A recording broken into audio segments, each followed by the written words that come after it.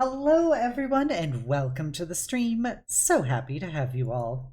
I am Obsidia, the DM of this campaign, and these are my wonderful players of Nexus Forlorn Legacy.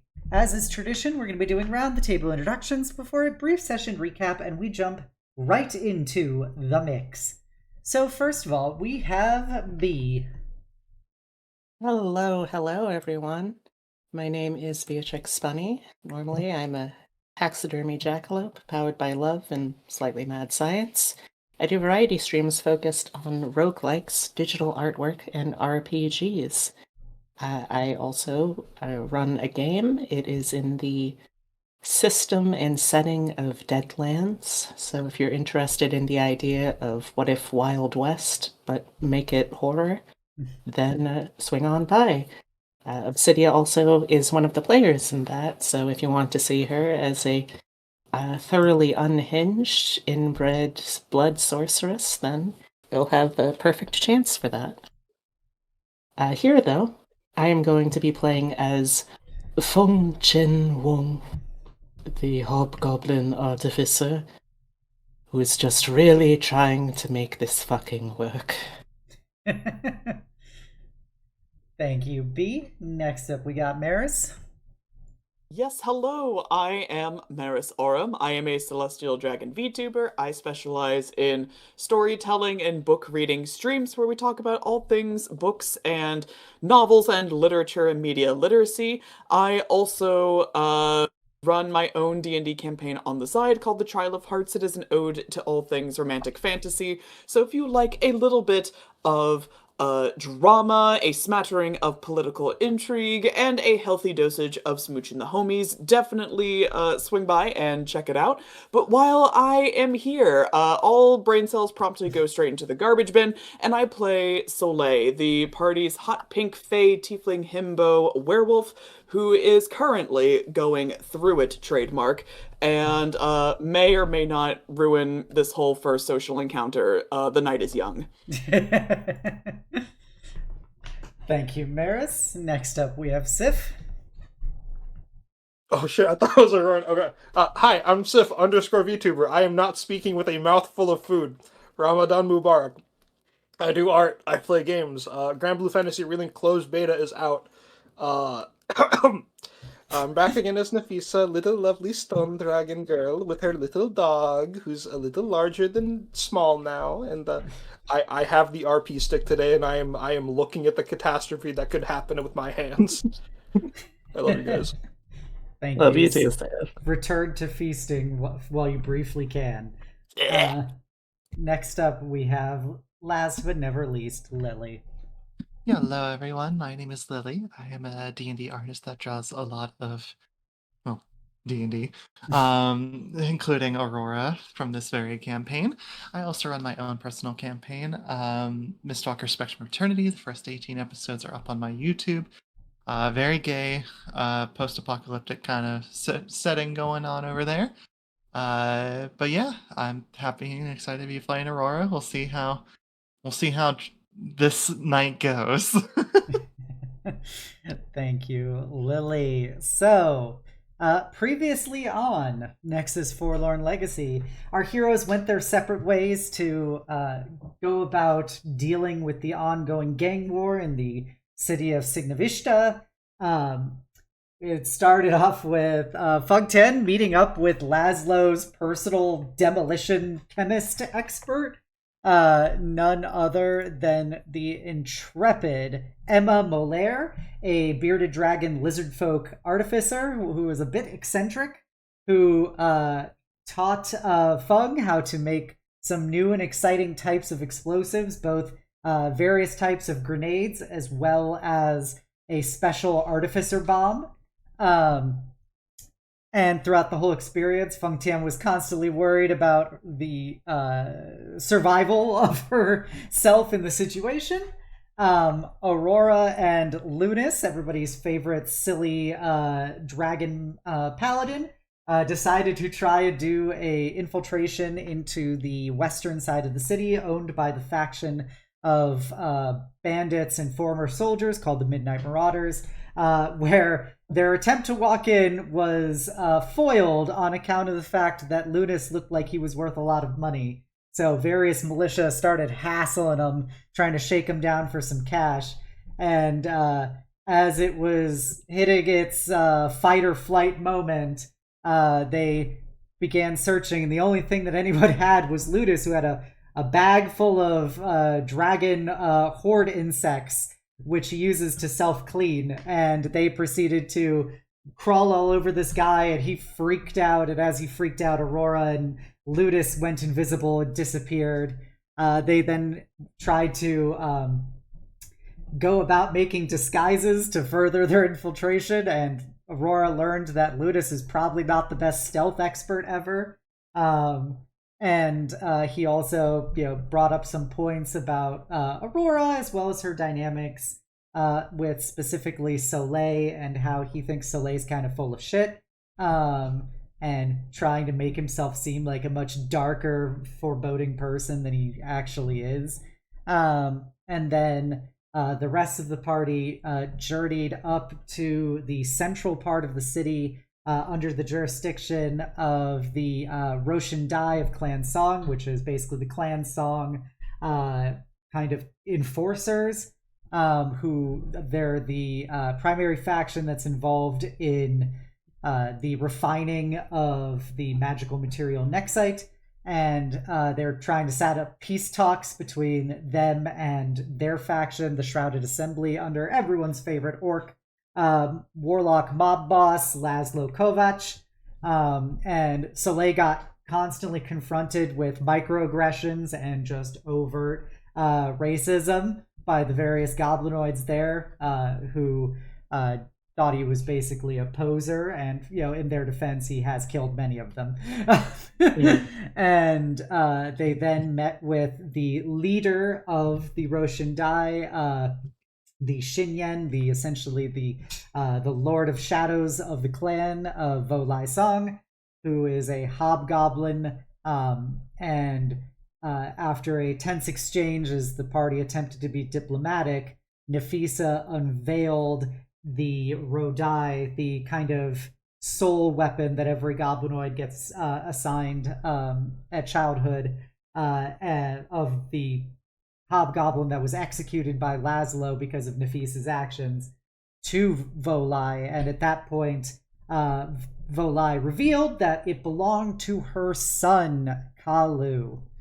And with that is where we ended. So we're going to jump right back into the business. So you guys are in the office of the local Nialar 306 Hall, the Union of Refinery Workers, in the office of the Union President, which in this case is also Shinyen Volai Song, and her assistant, who is a goblin, and she, once again, is a bald hobgoblin woman wearing plain black robes with just gold goblinoid characters for Clan Song on the back of them. She constantly jingles as she moves. She also has massive golden scars going from the back of her head across her face, as if something was a giant set of claws that had torn open from the back of her head to the front of her face, and it had subsequently been tattooed over. And as she stands there holding this dagger, and she says, "This belonged to my son," we jump in there. So Nafisa, what do you say at this moment as she reveals that? She said her name was Kalu Song, right? Yeah, it's Kalu. Ka-L-U.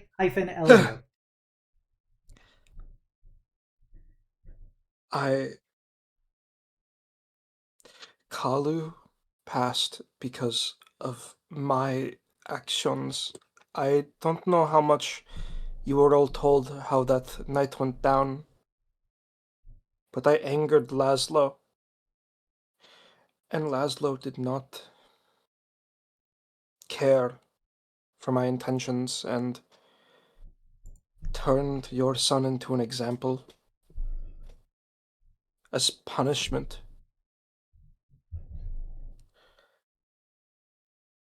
Your son, his dream, his future was taken by a man who saw no value in him. but his life matters, and in death it should matter still. I know loss hurts. I don't know where my mom is. I am actually adventuring to go find her, and my father, it has been so long that it feels like loss for him. And he may not admit it, but he's been very self-destructive with his loneliness. But you aren't my bubble. You won't hurt just one little girl if you let this loss consume you. I see the rage, the sadness, it's all twisting across your face right now. You should feel that way. I would feel that way if I lost anyone I cared about like that. But you're more than just a mother right now. Nafisa's gonna like extend out her hands and try to like reach for Shinyan Volai's hands. If she's willing. She is just clutching the Rodai in her hands. She is not reciprocating. Okay, then Nafisa's just going to very gently put her hands around the Shinyan's hands, clutching the Rodai. You're angered. You are a leader. Your people, your followers, your family, they feel it. They should feel it. They've always had to feel it. I can only imagine the suffering you all went to push for something like this. But this loss, and the many like it, your future shouldn't be thrown away. Not like this. Not Kalu's future. Not Kalu's dream. We're adventurers. We fight to go from one journey to the next, but Kalu and everyone else who was out that night fought, died for a dream. A future where you won't suffer as you have. Where clan song could flourish, and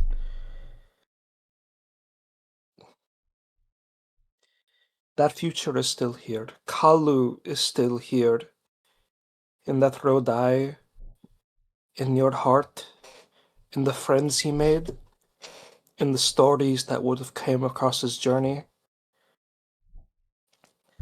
And I know that matters more than you. You wouldn't be crying so much over his loss if it didn't. And that future, that precious treasure, your hoard, I know you want to run into Lazlo and destroy his crew, his organization, but that outcome, where you rely on Nexcord, it won't give you the future that you seek. You can't trust Nexcord. Nafisa's gonna look back at Feng and Soleil with the look of like, please trust me, before turning back and starting to reveal to not only Shenyan Volai, but she's speaking loud enough the whole, like anyone listening, including the assistant, will hear. Mm-hmm. Nexcord will not keep their promise to you of your union contracts. They are working with Damien Petrikov. The Redeemers are coming. And regardless of the state of things, when all this is done, when this gang war is over, everyone will die. We would not be working with a man like Lazlo. If you knew about what happened last night, you know about the people we are adventurers. We're not just mercenaries. And contrary to what's happened, we aren't mindless killers. I believe so. I know that you want nothing more than to destroy the man who took your son. But your son, if I saw a future in his eyes, a spirit, I know he would have gone on to do great things like adventure himself. If he's anything like me, then if I died, if he's like that, we wouldn't want people coming after us in our death. I know he wouldn't want that for you, let alone the entire clan. I know you need to grieve, and I know there's a lot going in your mind, but I promise you, Romance Dawn, the party promises you that we won't just leave things worse than when we left them. We want to stop the Redeemers and Next Core. We're aware of the evils that Next Core is capable of, and we'll make sure that they don't happen. But I promise you, we won't just leave you stuck under Lazlo's heel. We'll find a way. And you don't have to promise an alliance with us or anything. I know we came here for that in mind, but you need time to grieve, to breathe, to join with your people. We are going to attack the Marauders. I don't know when, but soon. We are going to free the refugees under their grasp. Your people don't need to join us. All we ask is that you find a better time for your vengeance. A better time for your people to grow and be free and flourish the way Kalu would have wanted you all to. I promise you that.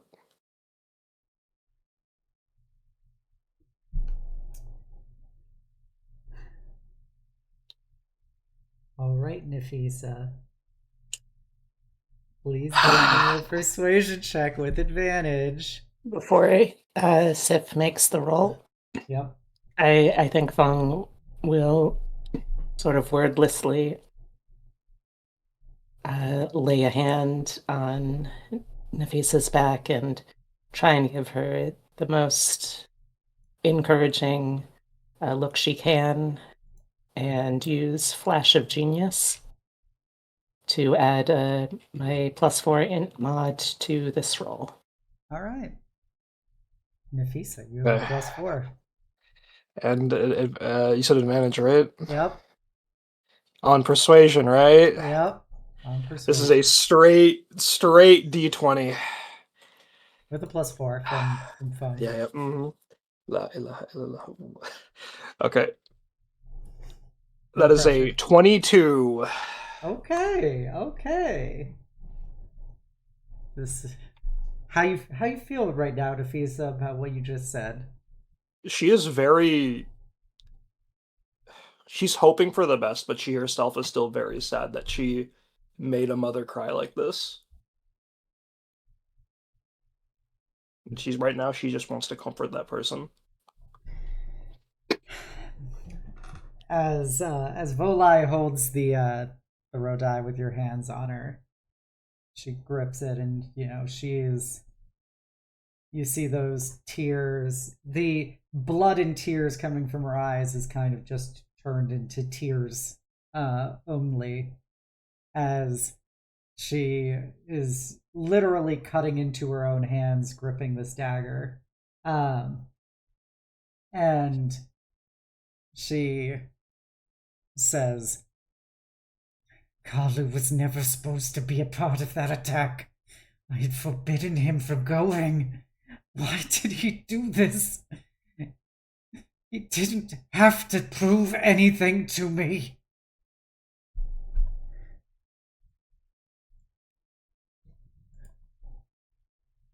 My dad didn't want me to go adventuring either, but kids like us, we like to do stupid things, especially if they're for people we cared about.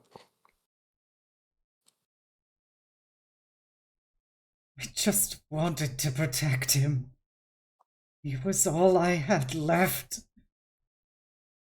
And Lazlo took him from me as well.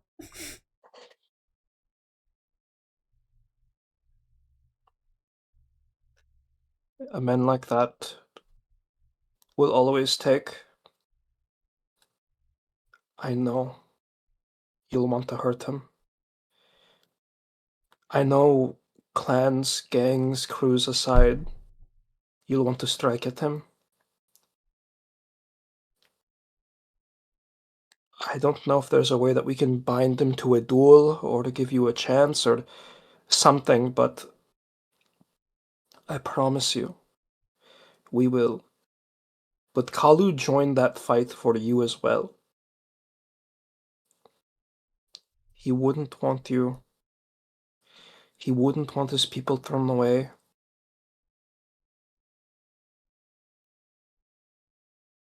I know you're all fighting for a better situation. Mindlessly giving in to our anger and pushing back. That won't guarantee everyone's future. You know this to be true.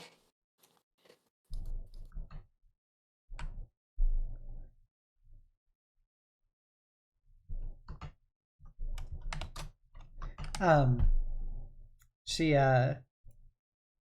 she'll break contact with you and still clutching the dagger, and she goes over to that side of the room that had a large object that was covered in like the black silk cloth with the gold lettering on it, and you see her take the cloth off, and it is a piece of concrete, and you see that there are two shapes on it that both look very distinctly like hobgoblin men, as if they were painted onto this object in a way that is very familiar with you.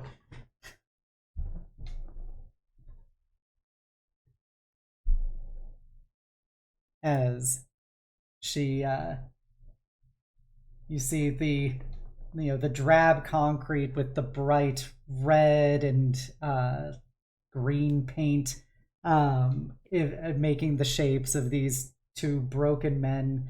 One of them looks to be probably in his 20s, the other one probably about the same, or probably about 10 years younger now than Volai is. And she runs her gashed open hands along the paintings as she places the dagger on top of them, and she spends a moment with her forehead pressed against the wall, and without turning to look at you guys, she just says, "You follow a monster. I hope you realize that. He killed my husband, and now he has killed both of my sons. I can never forgive him for what he has taken from me."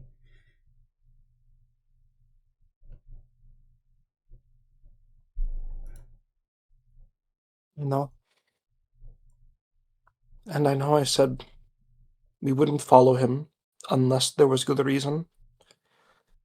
But I know I will always come to regret seeing what that man's done, being any part of it.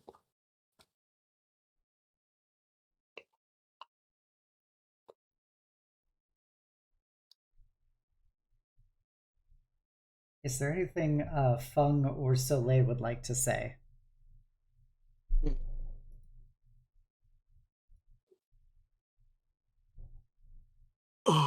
Uh, I feel like out of character, if Feng says anything, it's going to be along the lines of we just have, but- like, no control over this. Yeah, I think anything. He knows well enough that anything he says right now is gonna be unwelcomed. I mean, just with his particular close affiliation to Lazlo, it's salt on the wound. Okay. With that, she takes a deep breath as she turns back to look at you guys. Her assistant hands her a cloth and some antiseptic, and as she applies it to her hands, you see as she moves her hands, she has like what looks to be like shackles around each of her wrists with chains like wrapping around her arms. And with that, I will have Feng roll history with advantage and Soleil roll history. All right. 23. Okay. 18. Okay. Soleil, you're not familiar with the significance of this necessarily. It's not as common where your father is from. But you do notice the kind of along each of the chain links, there's these, goblinoid characters on them. Feng Tian, you notice that these are actually the very distinctive the very distinctive markings of a Way of Harmony monk, which is a type of goblinoid specific mage hunting monks that use chains to ground magic and to essentially dispel it, and it involves harmonizing the magical flow with the world around it. And they usually have these chain apparatuses, kind of like harnesses that they wear, that can lash out, and they shift with various elements from the traditional, metal, wood, earth, fire, and water. And so that's just a little thing you notice. That's the source of all of her jingling as she moves around. And she will, finish cleaning her hands as she looks at you all and says, "I will consider what you said. You can leave now." Thank you for your time.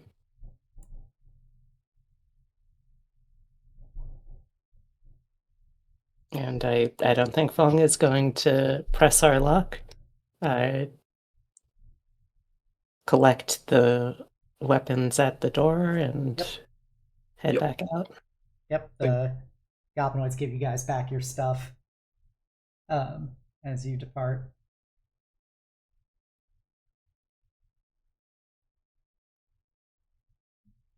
With that, when would Soleil and Nafisa like to talk? On the way back with Feng, or once Feng has departed to go do something else, or? I think Nafisa would say something along the lines of like, "All right, I want to go look into where the Vinyaskins are. Could Soleil come with me for a bit, so that she could talk to Soleil in private?" Sure, he'd be down. Would give Feng the, "Hey, I'm requesting our union mandated break with the pink one."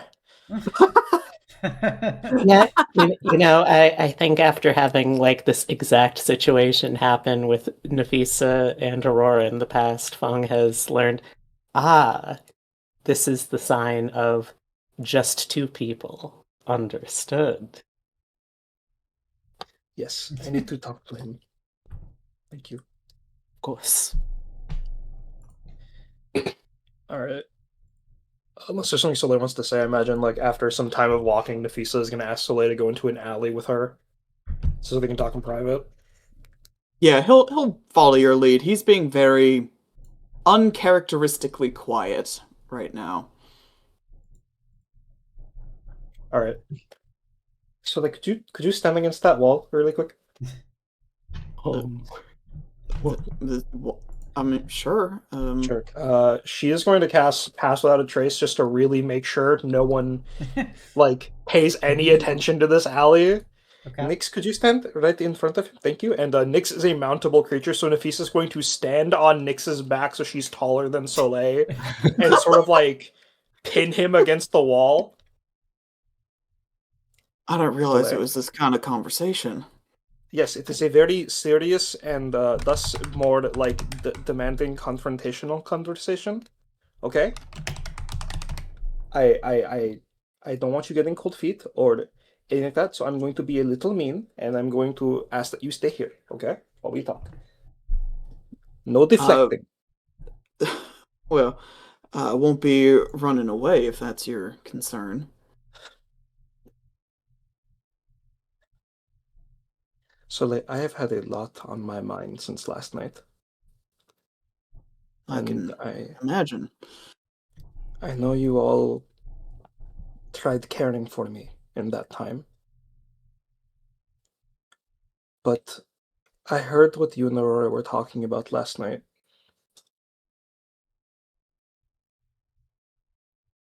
Regarding the loss of life, and correct me if I'm wrong, but you said you would take on that burden for me, right? I would do that for all of you, yes. I've had a lot of feelings in my head, but I'm very angry at you, Soleil. I'm not surprised.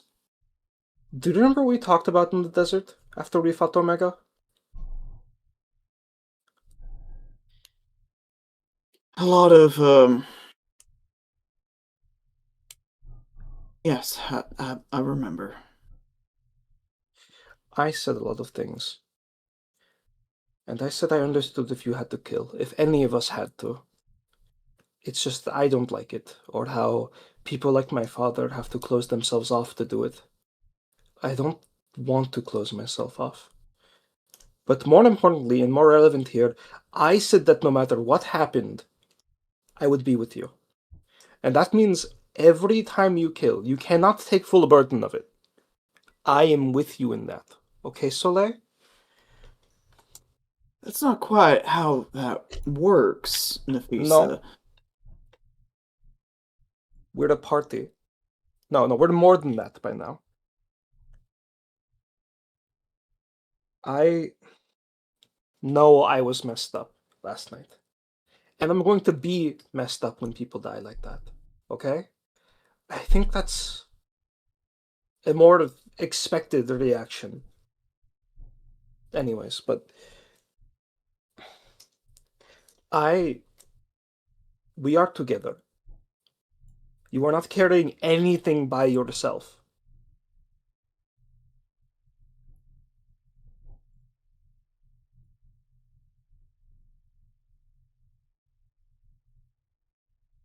I know that I'm not in this, strictly speaking, alone.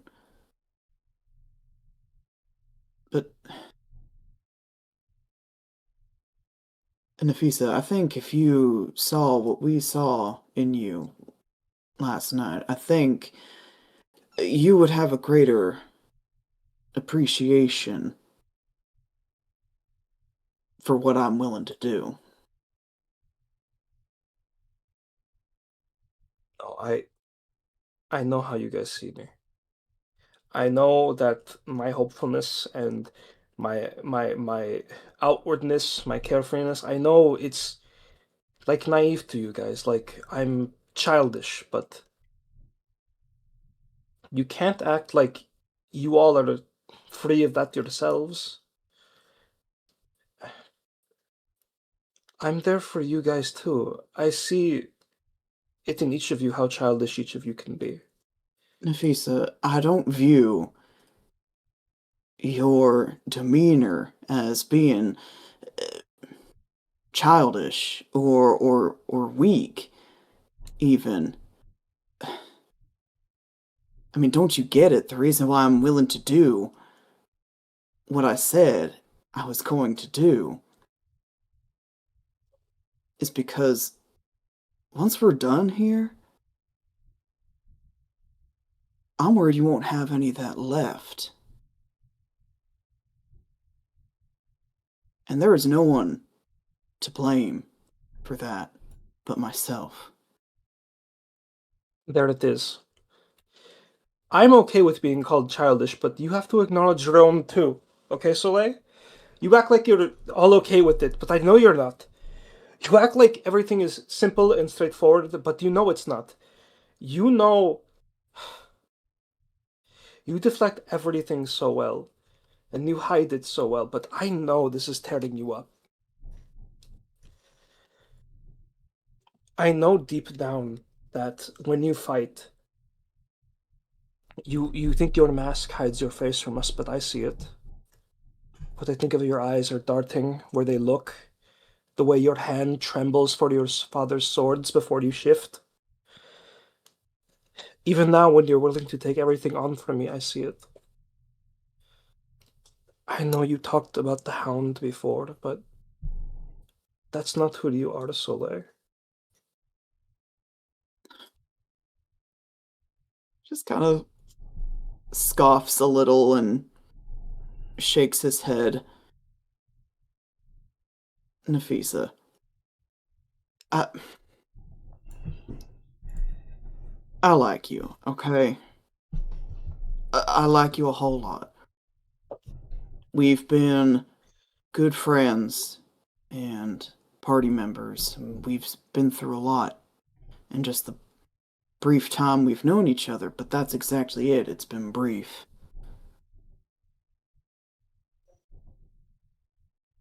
I've lived a long time.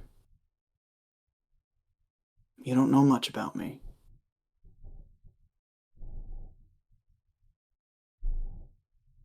I know what I see right now.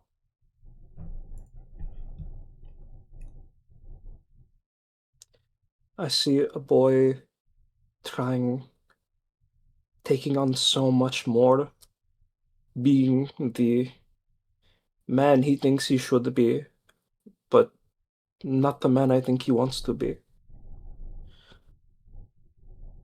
And she'll like rest her hands on the mask, not pulling it off, but like sort of like along the snout of it.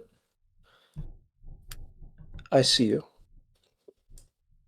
I see the you when you care and maintain your father's swords. I see the you who was so alone despite being surrounded by so many of his kind just now. I see the you, the Hound, the you in which you cared for us and stayed with us that night. Not the you when you're drenched in blood as the Hound.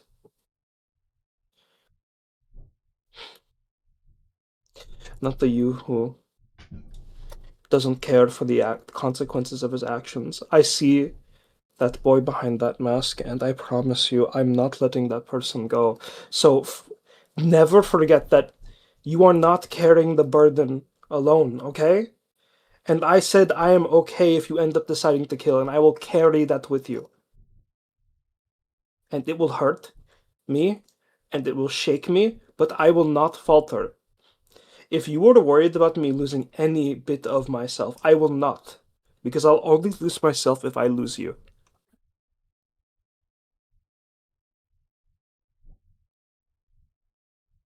You don't know that for sure. I do. None of us do. No, I do. I look at you, Aurora, Fung, Omega, maybe even Lunas one day. And I see my...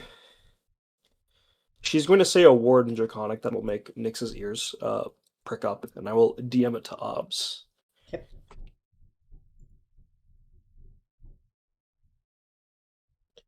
I know that. I know it's Soleil.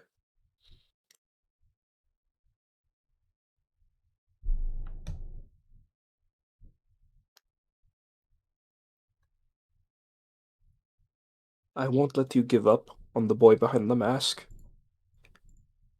I'm always going to hold him close until he is ready to come out.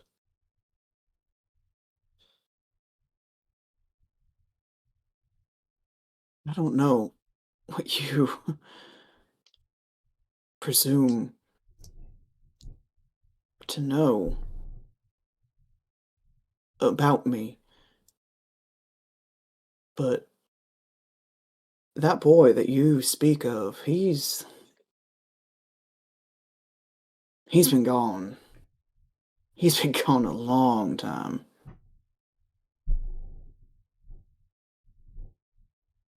There's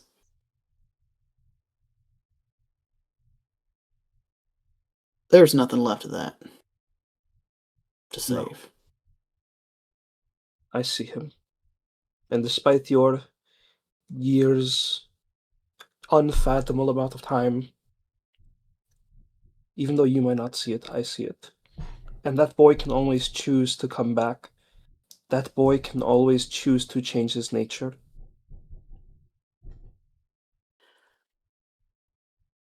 What if I don't want to change my nature? That boy, that mortal half would have to endure so much pain and heartbreak and loss.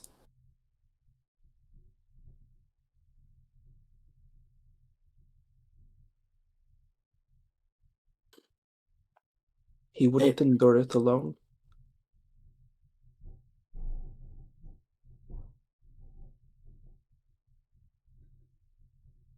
Maybe not, but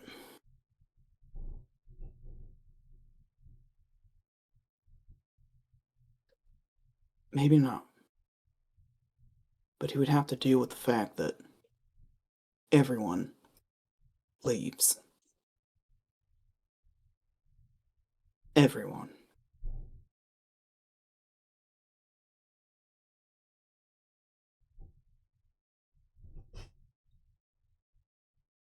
You know, I don't know.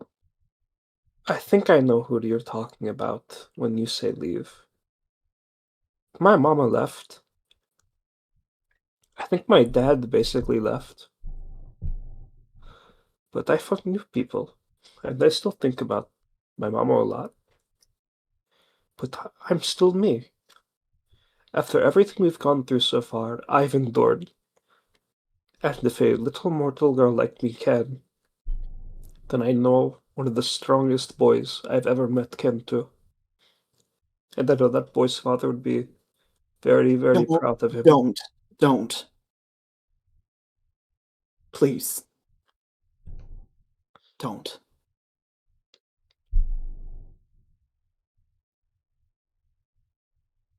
If it's one thing that I have learned since my return here, I would be unrecognizable to him.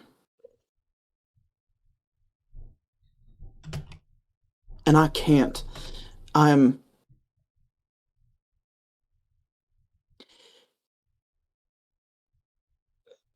cannot endure being torn in two much longer. So it's just it's a hell of a lot easier. Pick one side. Why can't you have both? Are the Fae truly immutable?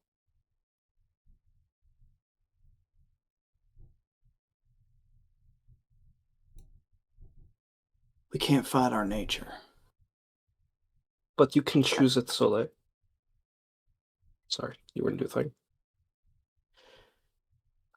Choosing does no good if it's not what you really are.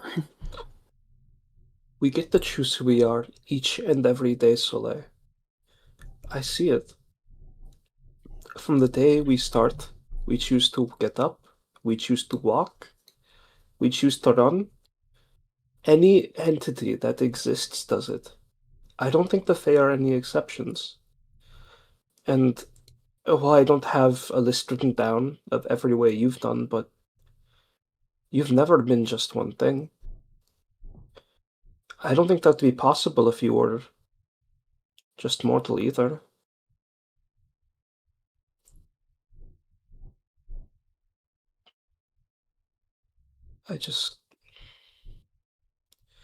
You don't have to agree with me on this, but despite your many years, I will keep an eye out for you, okay?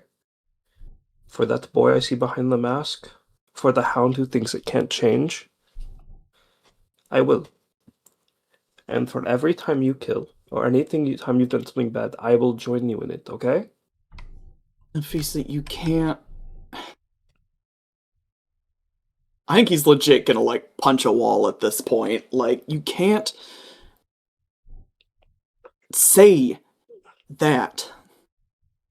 The whole point of this is to keep your hands clean. So if you tell me that every time I do what I have to do, that it sullies you, what am I supposed to do? Soleil, you would never sully me. You are one of the shiniest treasures I have ever gotten in my life. Shall I grab his hands? I don't just see the blood you spill. I see so much with you, Soleil. You would never sully me by asking me to take on your burdens with you. You've only ever made me more.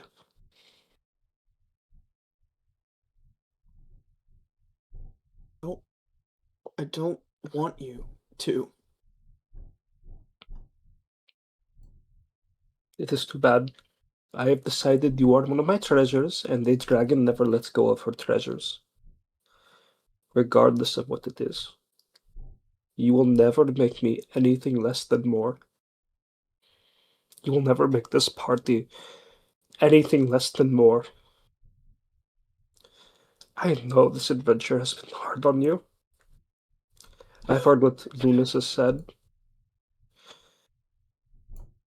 I will be there with you. So, Aurora and Fang, and when we go back Omega 2, you will never make us anything less.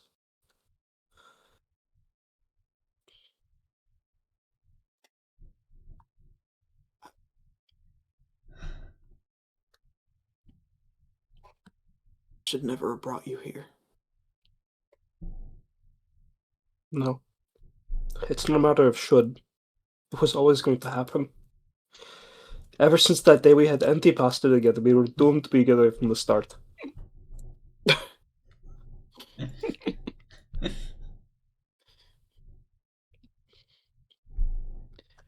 Shouldn't have had the damn anti-pasta. That's how they get you. Cursed Fae anti-pasta. Yeah, have appetizers once and look at your life now. I can imagine at this point Nafisa and Soleil are sitting on the floor together like they did in the desert. We are so fucked, huh? Really fucked. But we're fucked together, okay? Don't say it like that.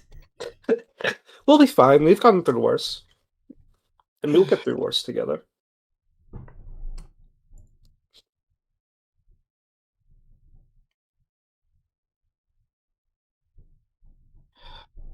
Nafisa, thank you for what you did back with the Song Clan. I was really ready to lose my cool. Like I said, I'll look out for you. And you look out for me. You know I'd do anything to keep you safe. I would do anything to make sure you don't lose yourself. Nyx will too. He'll reach down and give Nick some head scritchies. Ah. Oh. Her tongue floops out.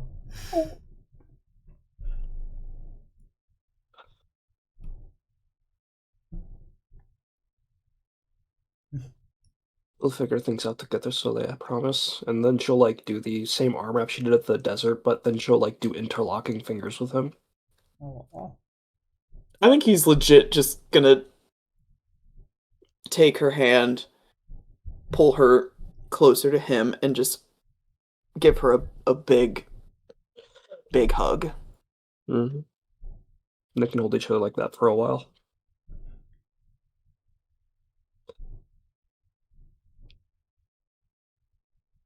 Okay. Anything else? I'm good. Okay. I'm emotional. I want you guys to know for the past 2 RPs, I have had a layer of sauce around my mouth that has now been ruined by tears. Oh no! Literally Ramadan lost in the miracle. sauce. All right. Well, I think a wonderful thing to follow this up with is Soleil. Do you wish to rendezvous with Andras? Yeah, might as well, right? All right. You make your way back down to the Zarkanikos, Lazlo's restaurant, where you see his various followers are in a particularly high density as you go in and people are currently like relaxing and with talking about like basically what they're going to spend their money on as Lazlo is sitting there handing out wads of cash to various people one after another, and Andras is kind of just standing next to him, keeping an eye on everyone. And you notice he very visibly actually, I'll make an insight check. Make a fuckboy insight check. Yeah. Oh no! 4. Oh no. Andras looks happy to see you. Oh, what a relief! Here I thought he was mad at me. And Lazlo is just sitting there in his zebra striped suit as he's giving the money to his various followers and stuff, and he kind of waves you over, big smile on his face. His tusks have their rings and stuff on him. He's got all of his piercings in. And he goes, Soleil, it is good to see you again. How did everything go? I was informed you decided to head to the central city. Yeah, it was an interesting meeting, to say the least. But we came back unscathed, if that's any indicator of how it went. Yes, you know what they say, the battle you can walk away from, yes? I think that, I can't say for certain, nothing's certain in these times, but I think Nafisa may have managed to broker a bit of a truce for now. Andras, can you handle this for a moment while I speak to Soleil? Oh, yes, boss, I can take care of that. And he kind of doesn't make eye contact with Soleil as he slumps down into the chair and stuff and starts handing out the money. And he's going to take you to his back room. And he's going to walk over to the small bar that he has in his office and just with his back to you is going to say, would you like a drink? I'm alright. Thank you for offering, though. Alright then. I could imagine after what is, I'm only assuming, a very tense exchange that you might have wanted it, but it is fine. I am curious how things particularly went down when you spoke to the Xinyan. Poorly, to be honest. She's, unhappy with you, to say the least. That is nothing new.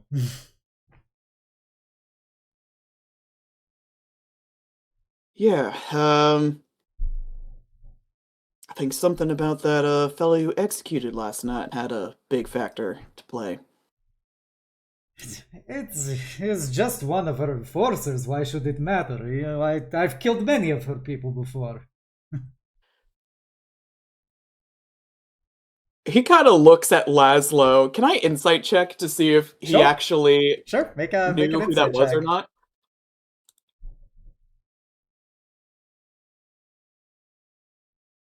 13. It seems to be just this. I've killed lots of people. This doesn't seem to be anything of note to him. Yeah, unfortunately, that wasn't just one of her goons, Lazlo. That was, in fact, her last remaining son. Huh. Well, Yeah. that is inconvenient. Yes. Yeah, so she's real unhappy right now. I wish I would have known. I would not have killed him. He would be far more useful if I would have had him alive. Well, shit happens, I guess, but now, yeah, well, she was, rightfully, angry about the situation, and like I managed to talk her down, so I think for now, at least a little bit, we're in the clear. But that's not to say she won't change her mind tomorrow. That is good. Fuck, I never thought to grab the raw die. He kind of just says to himself.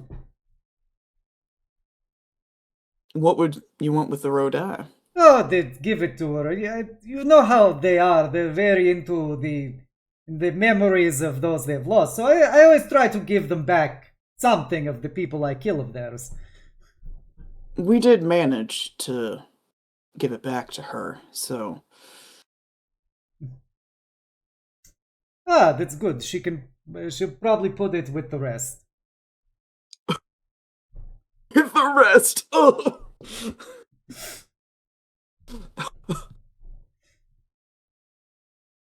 Every second of every day that Soleil spends with Lazlo, it's a new light is being shed on the situation. Lazlo's gonna make a counter insight check on you. How is Soleil displaying himself in response to that? I think just in general, he's holding himself together pretty well, but he's not standing as tall, doesn't have that air of unearned confidence that he usually has about his person.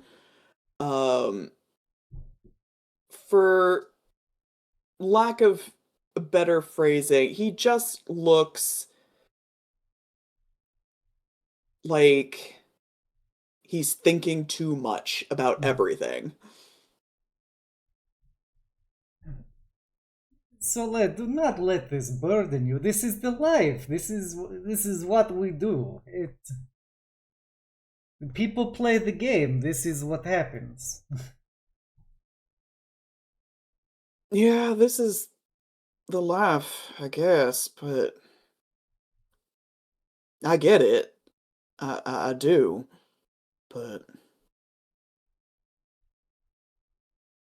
just after we talked over dinner, talked about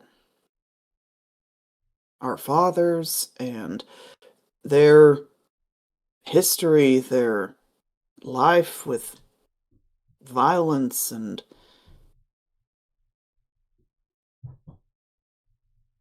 no matter what we do, no matter what you set out to accomplish, even if you accomplish it, it's not ever really gonna end, is it? As long as the world keeps turning, this will continue indefinitely. It's what people want. They may not admit it to themselves, but this is the world of their own creation.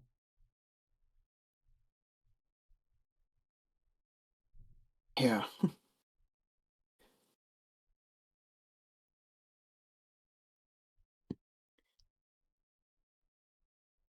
Maybe it just...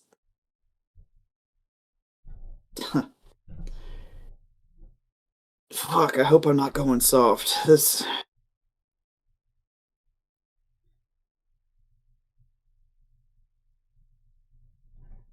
I just hope that when all this is done and taken care of,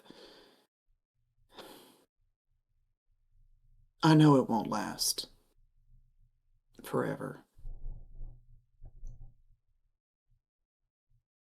I just hope things are quiet. For a little while, anyway. That is why the world needs people like us, Soleil. As he walks over, kind of puts an arm around your shoulder and goes, across that river, that is the world that we protect them from. Anarchy, murderers, these bandits who take whatever they want and give nothing. They need people like us who are willing to do what it takes to protect these people from their fucking selves.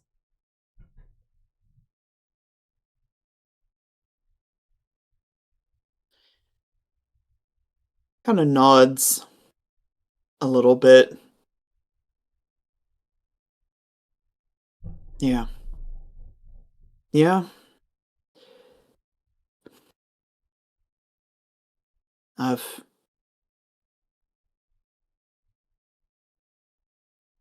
never shied away from doing what I needed to do before.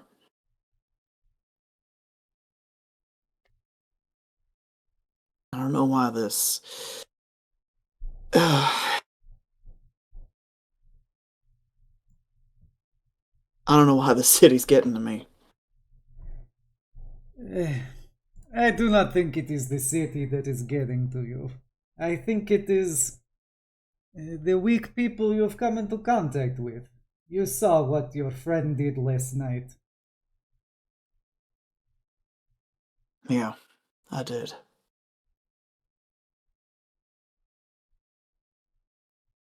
But I know that you are strong, as he kind of does some playful punches to your chest and stuff and goes, you will not let them bring you down to their level. You will do what it takes.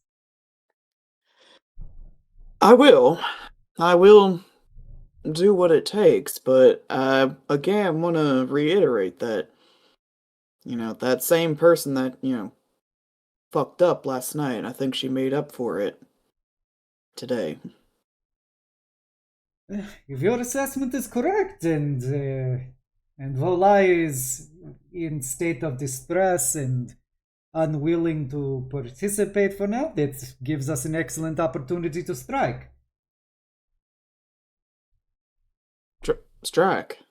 Yes, if she is weak and she is thinking that she is not involved anymore, that it is the perfect time to eliminate her. Focus on what really counts, yeah? I think that she was left with the impression that we might join forces against the Marauders. I am doubtful that the great Shinyan Volai Zog would ever join forces with me. She and I have a bit of history, and as you have so accurately surmised, she does not care for me. Yeah, we got a display of that history between the two of you. But I figure that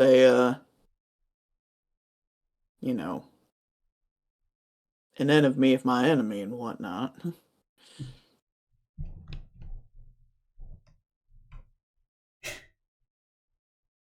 Yeah, kind of looks at you, goes, ah, she showed you the paintings. Yes, we got a good look at them. Soleil, I imagine you walk into this and you see me killing a few of her children and her husband, and you think that, oh, I am this wicked man. But I tell you, there is more to that story than what she likely told you. I I wasn't going to say anything on the matter, but if you'd like to indulge me with your side of this story, it might put some of my guilty conscience at ease. All right. So here is situation. So 8 years ago, it is early stages of the so-called Eryxian liberation. And so the Federation had marched in, bitter war going on. I do not believe in war, I had no part in this. However, disruption in flow of Nexite from Eryxia to the Federation meant that the refineries were not producing what they needed to under the contract. So I take this as opportunity for us to make up for losses. So I order the Nilyar to strike against Nexcore and allow that strike to endure until we can renegotiate contracts and make sure that everyone is getting appropriate cut. Yes. So, of course, Clan Song still must pay taxes to me. Of course, that is the way that this works. But there was understanding that this would equal out in end. Well, her son Maru, he was one of the Shuyi, and so he knew that every day I would go pick up my daughters from school. I would have my driver take us in my car, and I would pick them up from school. Now there was one day where I decided that I had other meeting. Unfortunately, I could not arrive that day, and so the car was a little later than usual to pick them up. Now, Maru decided this would be a great opportunity to try and lash out at me and take me out and allow his clan to be able to not have to pay their taxes and to get out from the strike. So he drove by and he fireballed my car. Now, I of course was not in my car, but my car had picked up my daughters. So he fireballed the car with my children in it. And of course, I am good father. I am sure that the car was thoroughly warded, but even then it was not enough.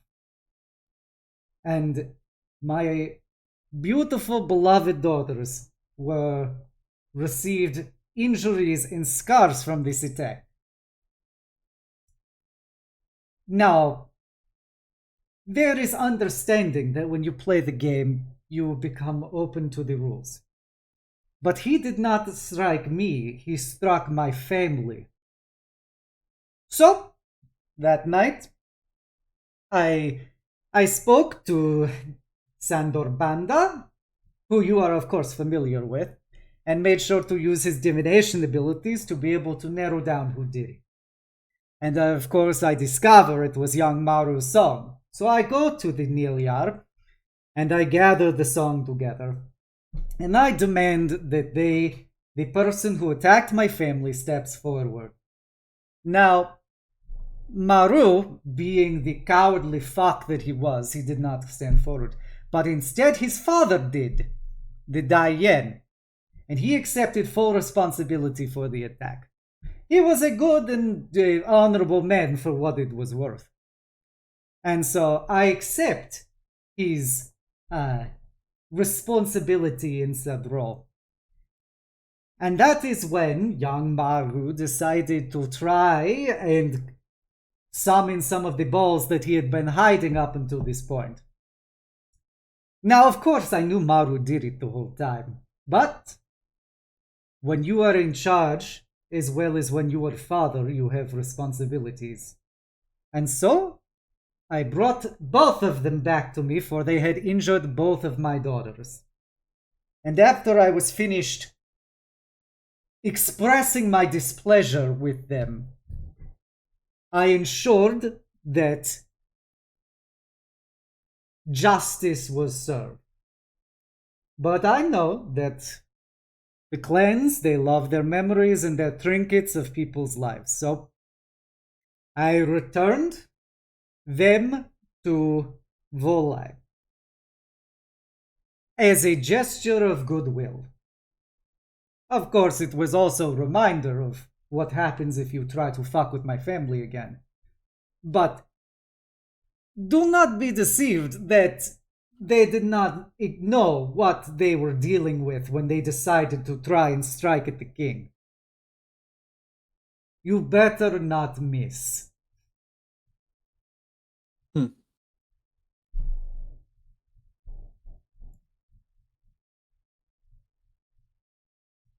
So, how long then before she strikes again? There will only be one scenario where she does not try to kill me at some point, and that is only if she is so thoroughly cowed by my capabilities that she does not believe that there is any likelihood of success or her potential to access me.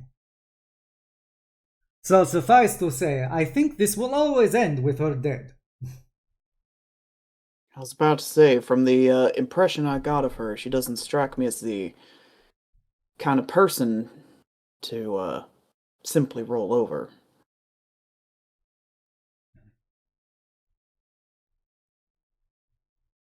Yes, and she is ruthless. She is just as much player in this as I am.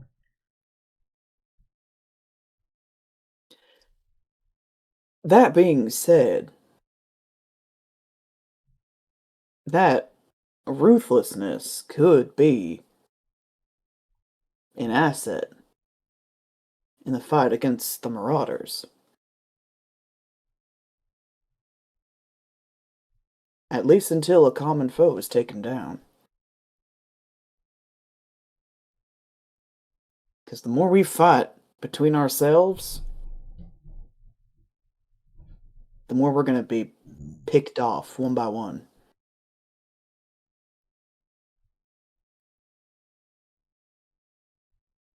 Alright, Soleil, do you think there is a genuine inclination that she would be willing to work with us until this is done?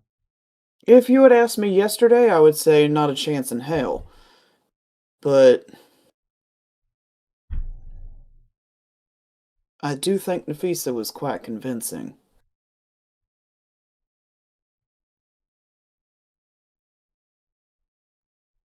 He stares you very hard in the face for an awkwardly long amount of time.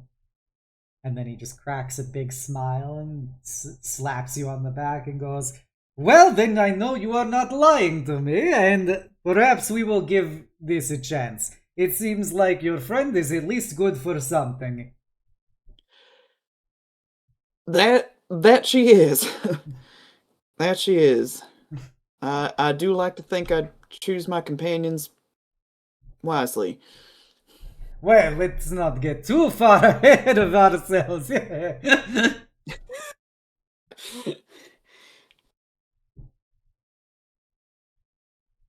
Alright, if you can vouch for this situation, I'd be willing to extend Banner of Truce if she works with us to achieve our goals. When this is over, we can kill her at our leisure. That's all I can ask for, really.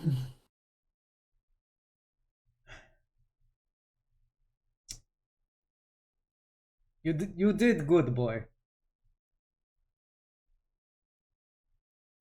Thank you.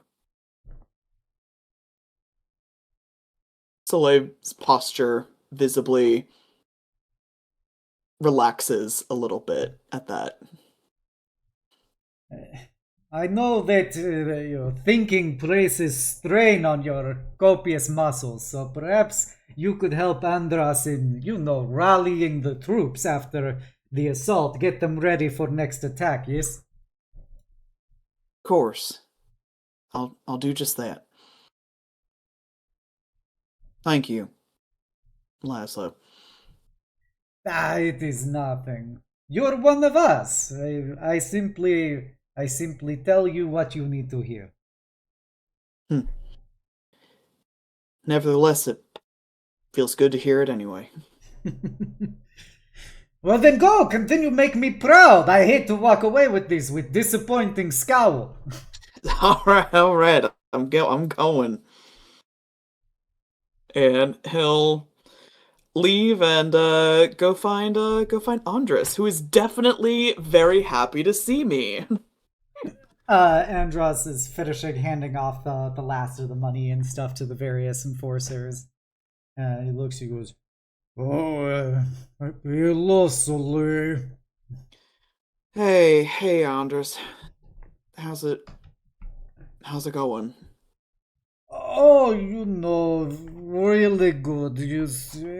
Doing important things. Yes. He's like never making eye contact with you. He pops a squat next to Andras and kind of leans his weight into him a little bit. Just, I'm sorry about last night, by the way, that our time got cut short. It's fine. I know you have places to go and you have friends to be with, and I know that when all of this is over, you go, as it is what you do. Is he actually crying? He's very much like trying his absolute damnedest not to cry. Please tell me I can see this through my fuckboy vision, please. You can see this through your fuckboy vision. Oh, it's at this moment God. you realize you have been a fuckboy the whole time. Oh, no. I think for the briefest moment he's startled. Like, why are you crying? What is there to cry about? I don't understand. And then it kind of settles in as he says, you're going to leave and, go be with your friends. And especially since Soleil literally just talked about his own insecurities, about everybody leaving. And so he just gives a big sigh and looks over at Andras. Yeah, I will have to leave at some point. I got other responsibilities, other contracts to do. I'm sorry that I can't stay.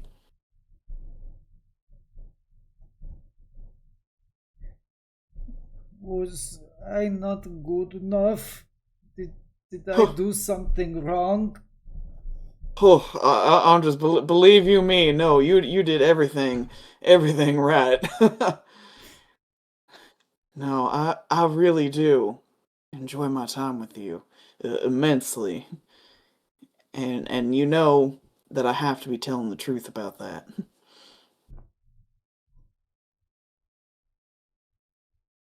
Maybe you thought I lied because I said I was okay, and that means you can lie to me.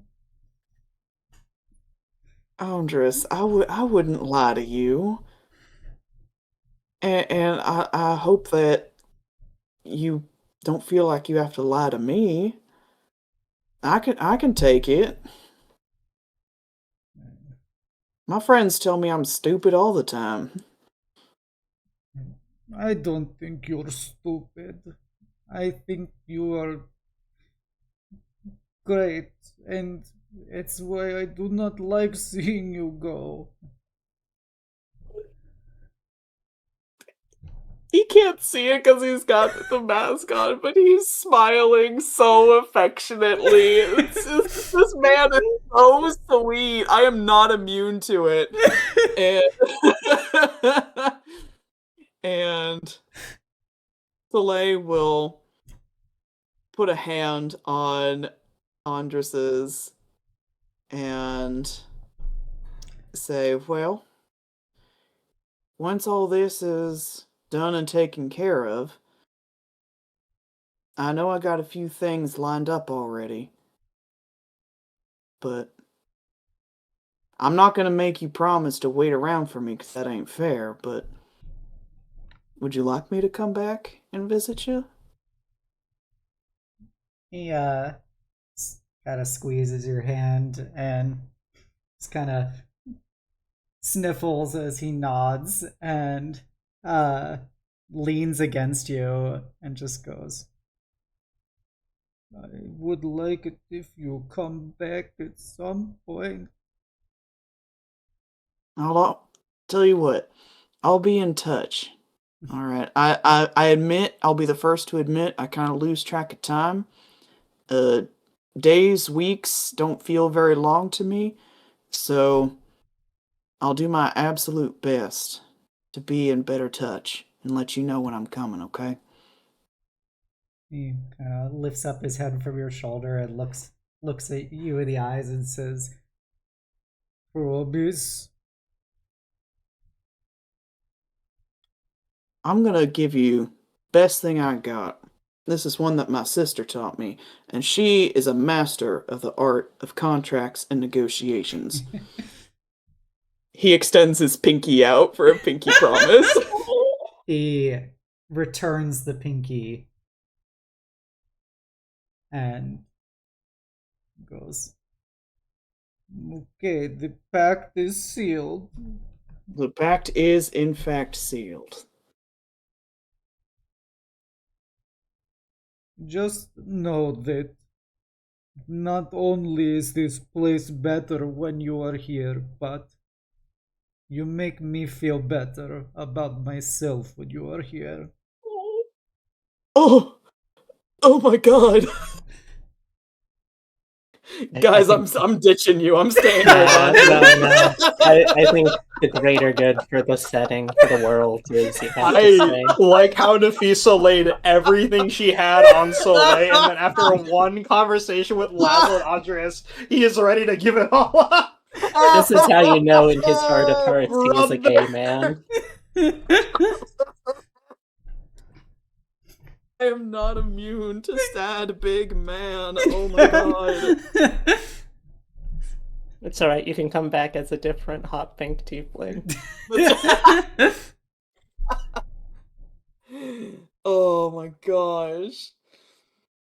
I think at that, Soleil gives a nod and a little shake of his hand with their crossed pinkies and just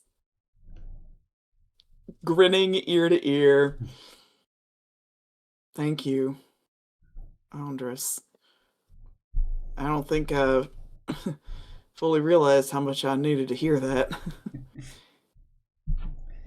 He kind of looks down at his feet as he smiles a bit and goes, If you ever need to hear more, I am of course here.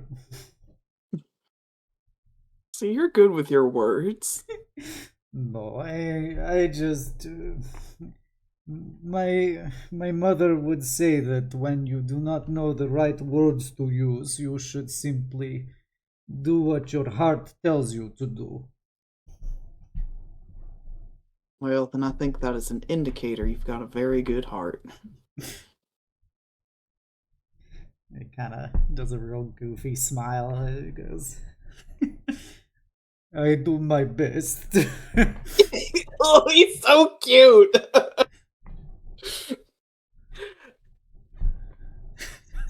Well, unfortunately, I'm the bearer of more bad news, and Lazlo gave us some work to do. So how's about you and I get it done, and with the two of us working together, we do it in half the time. It is not work if I do it with you. Let's go. They'll get up and I imagine it's going to be a lot of morale boosting, checking in on everybody, refortifying the restaurant, clearing rubble out of the streets, that kind of work. Okay. A lot of grunt work. Okay. What skill would you like to roll to get a vibe for this? Ooh,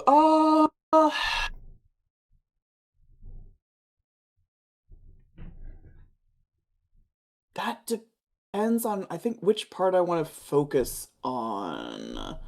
The brute strength aspect of it. You know what? I'll leave the brute strength aspect of things in Andras' hands. He is the brute And squad. he is the brute squad. And Soleil will kind of take charge of the morale boosting. So Okay. maybe we can call that. Granted, my charisma's not super great, but maybe we call it charisma. Okay. Or, you know. Hey, you know what? I'll cut you some slack here. You can make a persuasion roll using your strength bonus. Ooh, okay.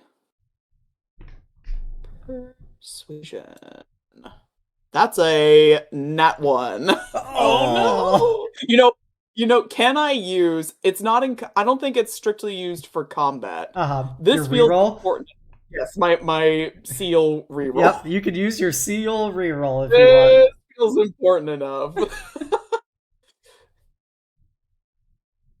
That's much better. Okay. So with my strength bonus, that's a dirty 20. Okay, with the dirty 20, you and Andras are able to really get the troops rallied, practicing some of the tactics and, getting people really hyped about the coming offensives and stuff. No longer you guys gonna have to be on defense. You're gonna start striking back against the Marauders and everything, and all the assemblymen are getting very, very hyped about this. And with Andras and Soleil leading them, how could they ever lose? An absolute win. All right. Is there anything else you'd like to do in this moment before we shift over? I don't think so, but I think, after just a minor note that, after the stress and the grief of the morning, doing something that he's good at with people that like him has Soleil feeling a lot better about himself, and we even have some happy tail wags at some point. Aww. That's cute. Excellent. So with that, we will flash back over to Aurora, or should I say Clementine? She's dropping that disguise by the time we probably come back. Okay. Yeah. I imagine just to finish up the same thing, they go around trying to... Essentially, Aurora was trying to find, some of those details to also scout out for this evening. And just in general, because she's about to do something very dangerous.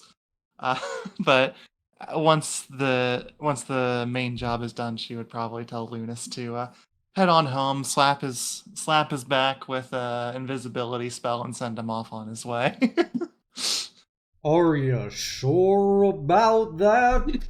I'm very sure. I think this next bit's going to require some stealth, and I don't see you as the stealth type. Well, no, I don't have a penchant for that, but I believe that I can provide you some more physical assistance. I assure you that will not be necessary. Well, I'm not one to tell a lady that she is requiring the assistance of a bullet gentleman. So, if you feel confident, I will have to trust you. Yeah, very good. I think you've done a great job, Lunas, and thank you for accompanying me.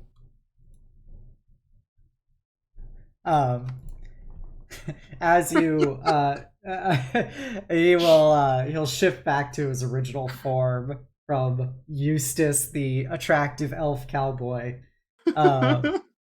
His big shining paladin plate mail and his wagging tail and billowing cape. He looks at you and goes, I like to think that you walked away from this with perhaps a greater appreciation of my abilities. Yeah. Yeah. I look forward to seeing the brawny side come out in the near future. Flexes. It's weird seeing like plate mail flex, but and he goes, if ever you require my assistance, my lady, please just let me know, and I will be there to sweep you off your feet. That's all I can ask for from a nice brawny man like you. All right, I shall trust you in your endeavors. Until we meet again! As he throws up his cape, you see a mouth appear on the other side of the cape facing you as he says, all right, you can cast the invisibility now. Andras just pops out, taps him. And he disappears. God. That man is a lot. He certainly is. Like, I thought Soleil was a lot. That man is a lot. He seems like a caricature of a person.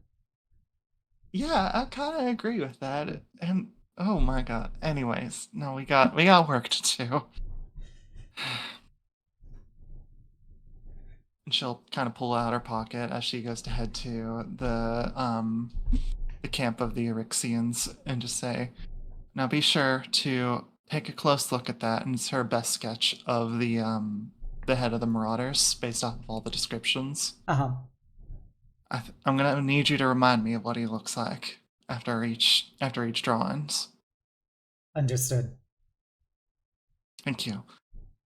First, I'm gonna get some food. She'll walk to the if she can, the same camp that she was at before.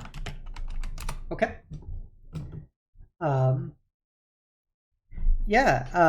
You find that there is the same camp, kind of just going about their business. There is a greater degree of levity here than there was before, since most of the guards and stuff have migrated over to the former Von Yaskin territory. But you do find that halfling again. Mm-hmm. Oh, welcome back, miss. Thank you. Been a busy day over here, but you know, folks doing all right over here. I know there was well, I mean, not on this area, but there was an attack last night. Yeah, we heard about the attack. It's a shame what happened, but then hopefully soon this will be over and we can be able to start our new lives. Oh, that would be wonderful. Do you folks have any food? I'm willing to pay. Oh no, we'd never charge you. You're a fellow countryman. Come. It's appreciated, but I will insist on at least leaving some for you folks. I understand even a little bit can help. Well, I'm not gonna force you, but you do what you do. Let's call it a tip, if anything. We were just making some shkunbi kurpa. And I haven't had that in a long time. She takes you over to a big cauldron over a fire that is being stirred and passing out bowls of it. It is it's a soup made with pork, beef, or no pun intended, lamb, tripe. That's Maybe not lamb. That's boiled with chopped into small pieces with some ground red paprika and some milk added to it and vinegar. They don't really have the garlic that they would normally add to this. But this is a very cheap. It's rumored to be. It's generally treated like a hangover cure soup. It's very cheap, and it's about the easiest thing they can make here in this makeshift encampment. Thank you kindly. This is. This feels like home in a way. I'm sorry it's not as tasty as it could be. We are unfortunately not able to get very much garlic out here. Yeah, well, I'm sure considering they don't really pay you much to just. They don't pay you much in this situation. It's kind of hard to get the materials necessary to truly give it the spices it needs. Yeah, we do our best to find ways to, generate some money, but unfortunately, spices is fairly low on the pyramid of needs. Yeah, understandable.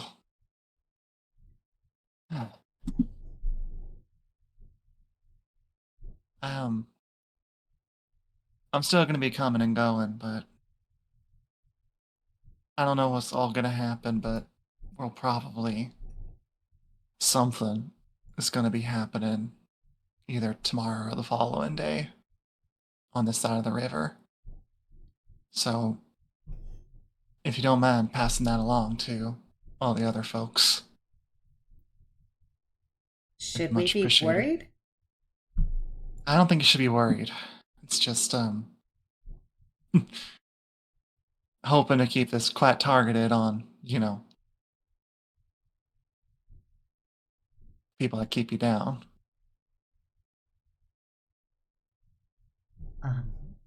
Understood. All right, as long as there's no true risk to us, are you gonna be okay? I'll be fine. I can take care of myself. I got some good friends to keep an eye on me. All right, miss. I guess I should say good luck. Yeah, in a way. I more so just wanted to make sure you all were aware, so just in case anything goes haywire, y'all would be safe. I'm just one person, after all. A whole lot of people fighting. The halfling puts their kind of hand on your arm and just goes, "One person's all you need. Change the world." He looks over directly at him, just like kind of stunned by that sentiment. Well, then I hope this one person's good enough. Hey, you're actually doing something. That's more than most ever do. Right. We'll see how it goes. If we had more people like you back at Erixia, that tyranny wouldn't have lasted as long as it had.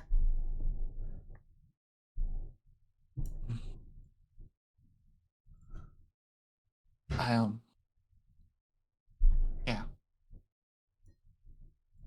As part of me was about to say that I think I might have been too young to truly make an impact, but I suppose maybe I've learned some lessons since then to try and do better. the halfling nods and just goes, "The next best day to make a change is today." You're full of little wisdoms, ain't you?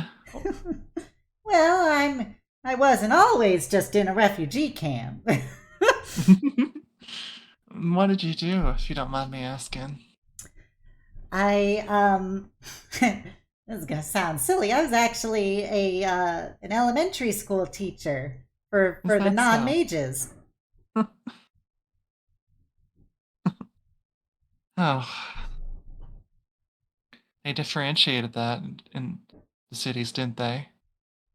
Oh, well, yeah. If you weren't in a city, you'd likely not get much of any formal education. Yeah. But all the mages, they had their fancy academies and everything they would go to. You know, Maybe. Well, where I'm from, it was kind of a co-ed thing, if you will. But Halfling looks genuinely shocked at that premise.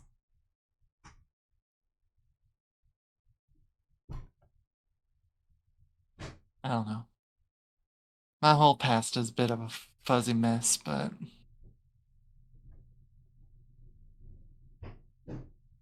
just trying to make things better.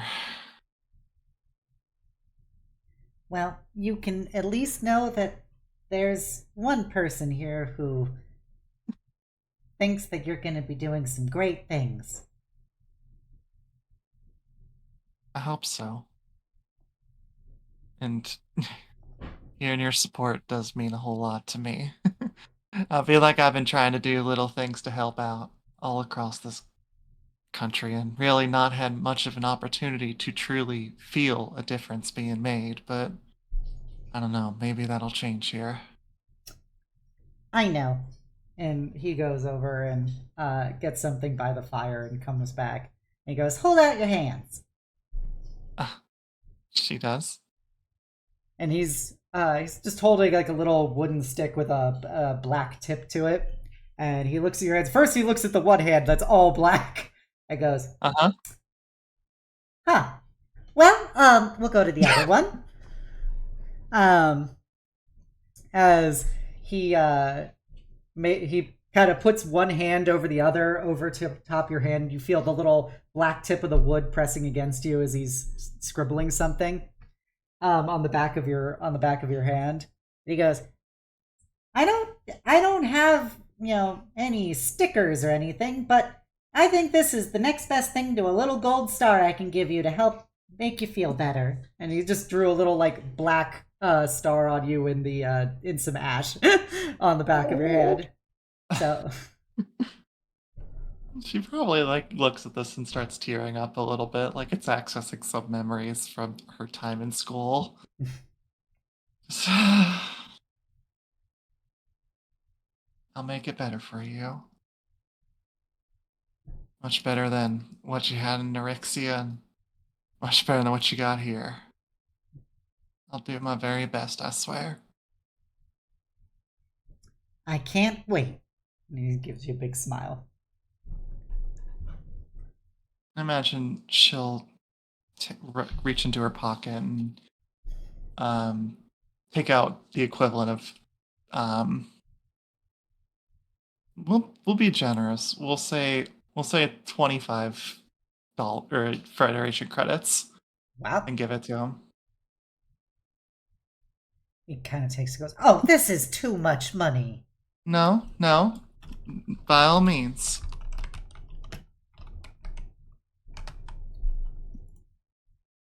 By all means.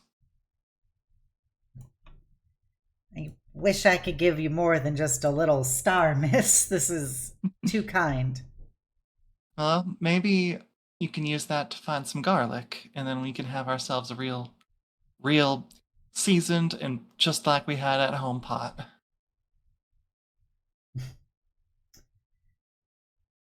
I think that sounds like a wonderful idea. Yeah. I got some stuff to be doing, so I think I'll be heading off, but thank you again and take care. Good luck. She'll wave for kind of like as she walks out the camp, she's going to kind of move her fingers in her left hand, just feeling some of the latent just magic of her existence kind of course through them. And just kind of say quietly to herself, just like, I hope they still still feel the same way.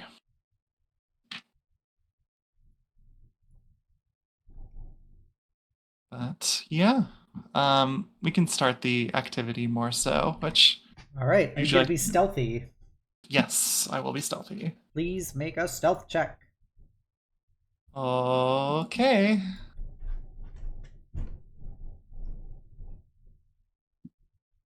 It's a natural 20. 20. The game is easy when you Game roll is well. easy. When you roll well, the game is easy. Mhm. All right, well you're a fucking shadow. Literally. Yep. Yeah, Nethris is basically just, you feel yourself partially like phasing into the void in and out as you're like weaving through the shadowscape of this part of the city. And you are literally not here most of the time, so people can't see you. Sounds good. What do you wish to do? Yeah, I imagine she's just essentially kind of having taken the time to look around and watch guard patrols. She is going to take her paintbrush and draw a bunch of vulgar and insulting things of the Colonel. Essentially trying to rile him up and also make him look like a bitch to the public and to the soldiers that he employs. Okay.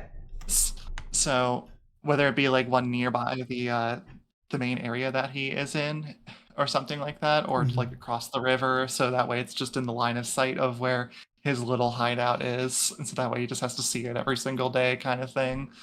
I wrote them out. I don't know if we need to actually explain them, but it's just very vulgar of like crude Romanish,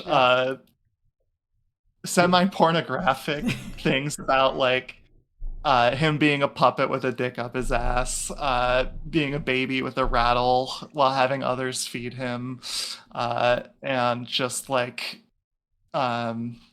stuff like that, essentially. Very vulgar, and painting him in a childlike and incompetent light, like he's a puppet for Okay. others.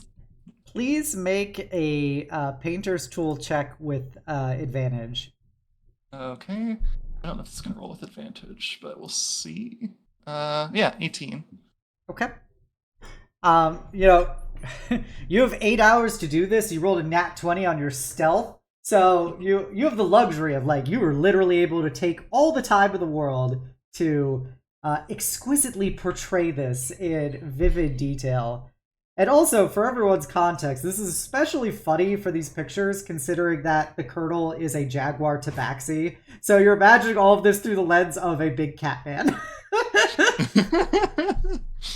But just to add like a little bit of extra flavor, like I imagine Aurora is talking to Nethris this whole time. And just like, as I mentioned earlier, she is actively asking Nethris to remind her of the details of the Jaguar Man, so that way she can keep it going as well as possible.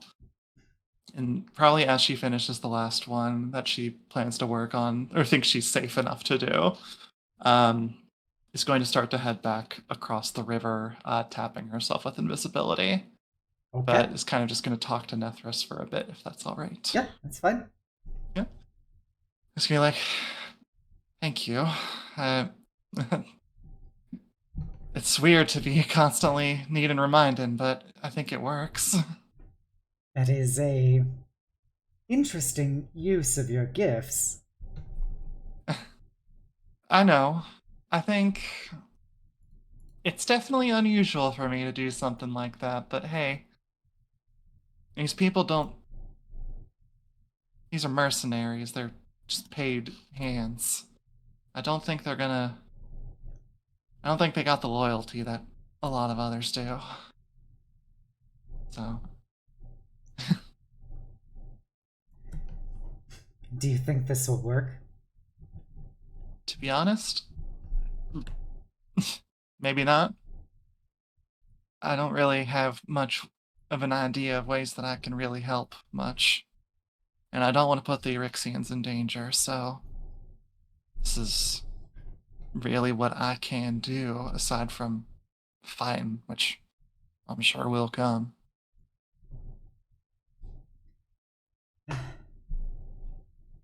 Hopefully it will be enough then. Right. I hope so. You seem to really have some faith in me, or at least my one friend. They don't even know that I'm a mage, and therefore, I guess, the source of all their suffering and misery. If it is any consolation, it is not simply the mages that are the source of their suffering. It is simply the mortals in command of them. True. True indeed. Would you be willing to do what you did before? Just in the future as well? At least to the best of your abilities? I can try within reason. She takes it either way, right? Your pact has its offerings. Right. I'm most worried about losing something important again. So that's... If you want to help, that's the way.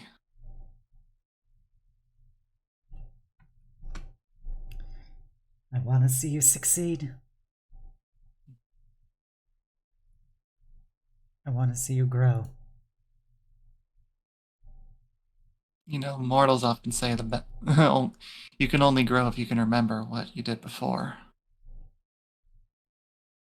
So, remembering the mistakes, remembering the lessons, it's just as important. It seems like it would be simpler just to not make the mistakes in the first place. Yeah, well, I don't seem to be very good at that. I seem to make a whole hell of a lot of mistakes all the time. Perhaps that is what you need to focus on improving then. I'm trying, Nafis. I'm trying. I'm not very good at a lot of things. But I'm trying to be better for everyone, trying to be better for myself. Be better for those I care about. That includes you, you know? You do not need to worry about me.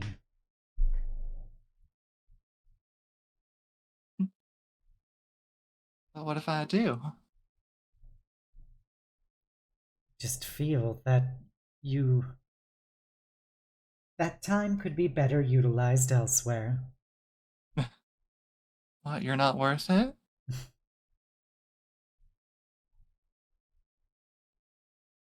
It would be a distraction. I will Oh. endure and I will survive regardless. Yeah, but I feel like you would say the same about Soleil. You would consider him a distraction to me. He is a useful distraction at times. A useful distraction? That's high praise coming from you. Well, assuming he doesn't start attacking you like he is prone to do, then he will continue to be useful as an implement to protect you. It's also very good for stress relief. You feel a very pregnant pause. Wonderful, wonderful choice of words there, DM. It is still an appropriate phrase to use.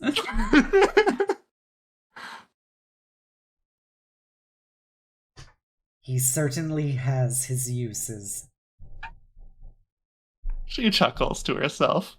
Did I startle or perhaps fluster you with that statement? I do not startle and I do not fluster. Oh. I mean, you seem to be pretty mad. Maybe you can pick up some of that other stuff, like feeling the flustered and,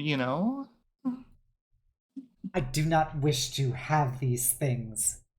you don't wish to have emotions. Nethris is quiet. Oh, so you're keeping quiet because you can't lie, because you do want to have emotions. You should focus on ensuring you do not get captured again by these people. I won't get captured, I can promise you that. These people ain't got their eyes peeled for someone that's invisible. See that it stays that way, lest the Oh. only emotion that I express is frustration. I'm sorry to make you mad. Just wanted to tease you a little bit.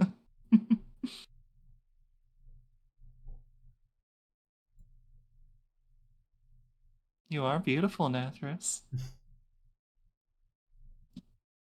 Thank you, Aurora. I'll take it. And she'll just kind of have a big smile on her face as she makes the rest of the way back. Okay. This poor Fae. This poor Fae.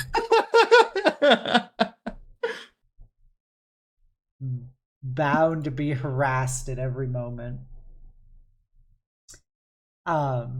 Anything else before we move on? No, I don't think so. Nafisa, Yeah. what do you wish to do?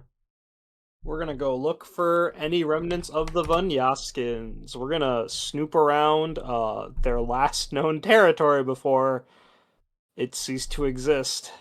Alright, you're gonna have to make 2 rolls. One, because that is literally where the lion's share of the Marauder troops are currently located, is gonna be a stealth check. The other one is going to be a survival check survival or perception, whichever you prefer, to track down any potential survivors. Could I still gain the benefits of my pass without a trace spell from earlier? Fine. Thank you. That's a +10 to my stealth. Yippee. That is a 22. Okay. Let's just raw dog this. Nope. Alright, now perception or survival? Let's do perception. That is a 21. Okay. Nafisa, you are, of course, the urban landscape just kind of blends around you because of Path Without a Trace. And you are very perceptive, so you will just, you see that there are, like, probably dozens and dozens of very heavily armed and armored Marauder troops here. Like, you haven't had a lot of exposure to the Marauders, like the other people who've scouted them out have. So you see like a lot of like straight up soldiers where they're full, they're full like infantry battle armor. You see machine guns, rifles, see like rocket launchers and stuff that are set up, and you also just see like dozens of militia in their, kind of makeshift uniforms with rifles and stuff. And this place is very heavily packed with troops. This is like in major contrast with like the regular guards we saw who were like... Yes, you actually see like real... These people are wearing straight up Federation uniforms that from all the various countries. So, you see like things from Umbria and Leon and the Eisenstadt and Avalon, etc. Like all these different uniforms and stuff of like, these are actual soldiers. Damn. Not in that proper full gear. I don't see the colonel anywhere, do I? No, you don't see the colonel.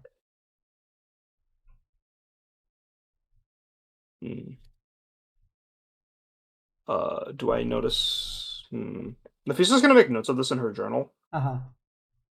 But... Would I be able to find... Oh, good, sorry. No, you can go. I was gonna ask if I could, like, find where, like, a gap in their security for where, like, there'd be people, but... I'm assuming you're getting to that. Yeah, could you, So as you are kind of weaving through all of this, you notice on the ground some like silvery blue like liquid, like a couple drops of it and stuff, and it's odd.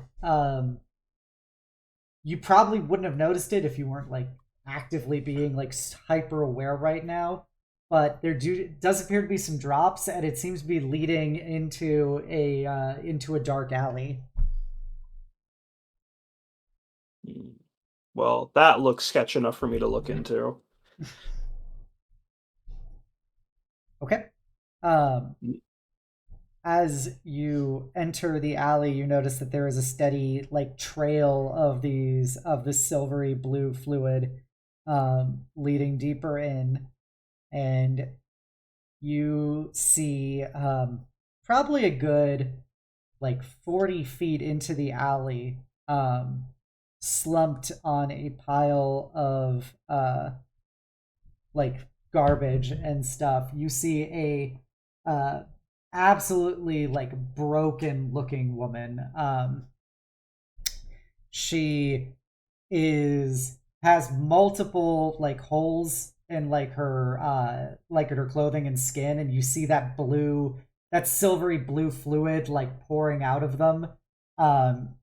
You do notice that she has several augmetics. She's got like white, very like short kind of like crew cut like white hair with black streaks in it. She's fair skinned with very very like unusually bright blue eyes. And she has the bottom half of her face is an augmetic that, you know, like the samurai armor where they have like the little masks over the bottom of their face.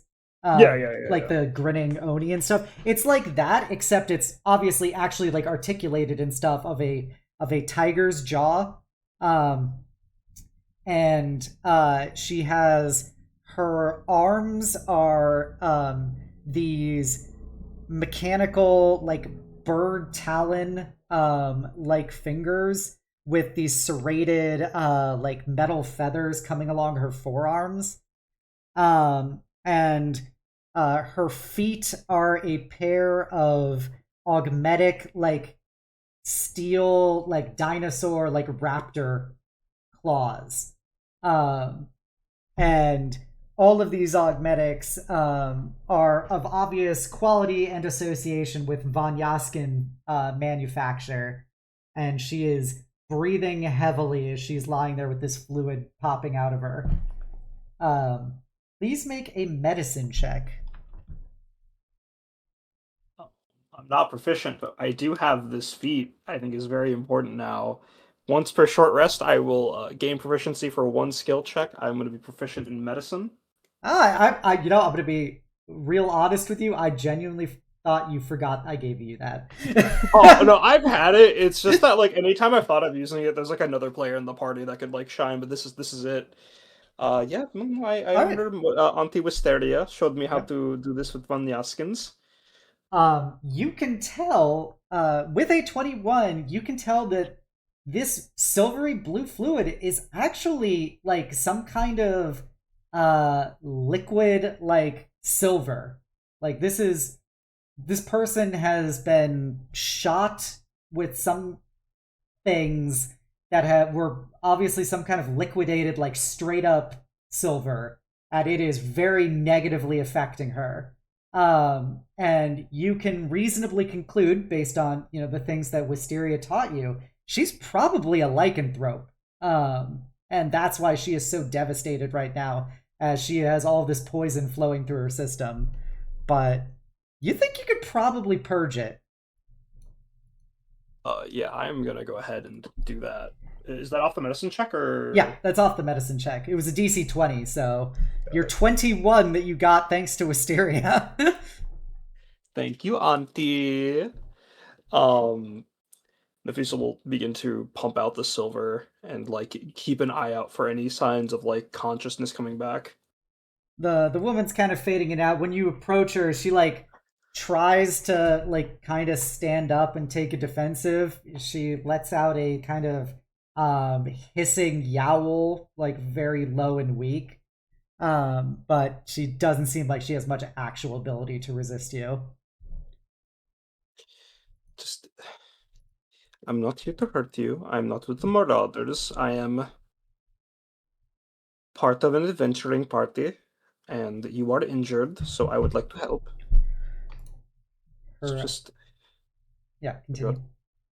Just take a deep breath and relax. I'm going to get this silver out of you, okay? One of my party members is a lycanthrope as well, so you can trust me.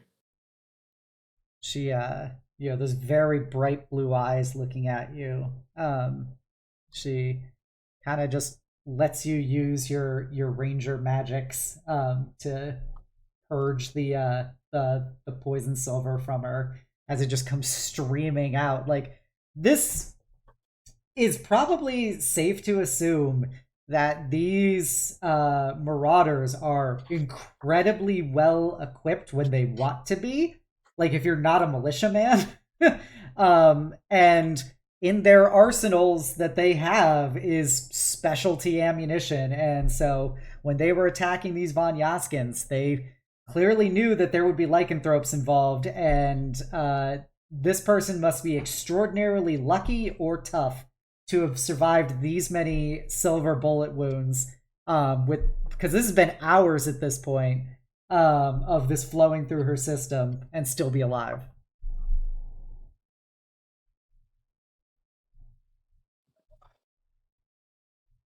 Okay, I think that's most of it.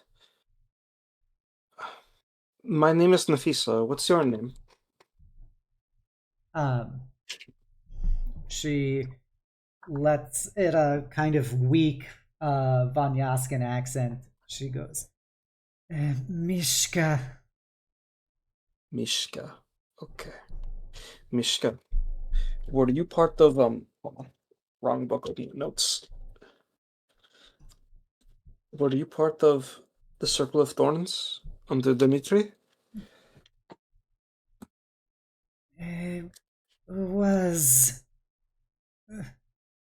Dimitri. Where is Dimitri? Well, just double checking. Her name is Mishka? Yeah, Mishka. Got it. I don't know. I came looking to see the remnants of what the Marauders did, and I've only found you so far. Did you all have a safe place to go to? I can help get you there. I don't think you're in any condition to go by yourself. No place is safe here. And she coughs, and just like a big glob of silver splatters out of her steel jaw and onto the ground in front of her. They're all gone. They're all gone.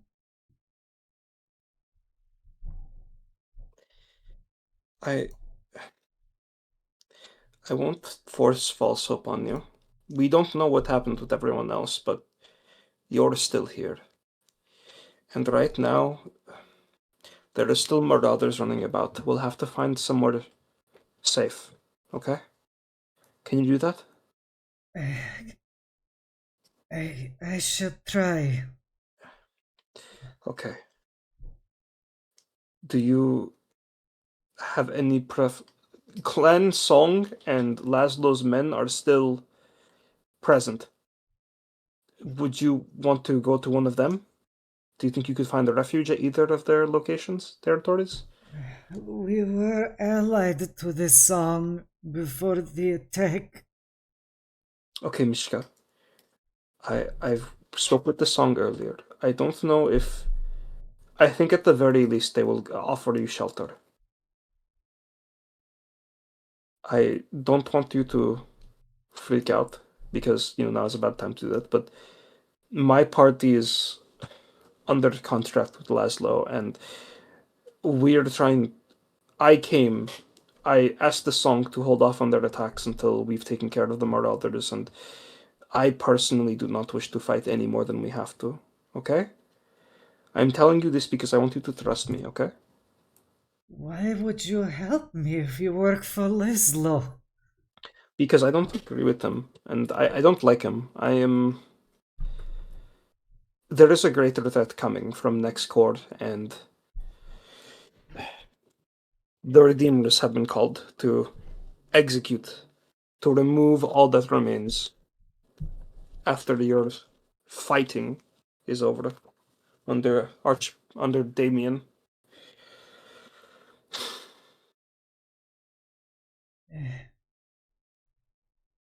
I spoke with the Shinyan of Clan Song. I assure you, we do not want to leave things worse. And we will deal with that when we get there. But for now, let me help you get to Clan Song, and then we'll take care of the Marauders, my party and I. And then we'll go from there to the other Redeemers, and do our best to not leave this place worse than when we found it. You are very naive to help an enemy like myself.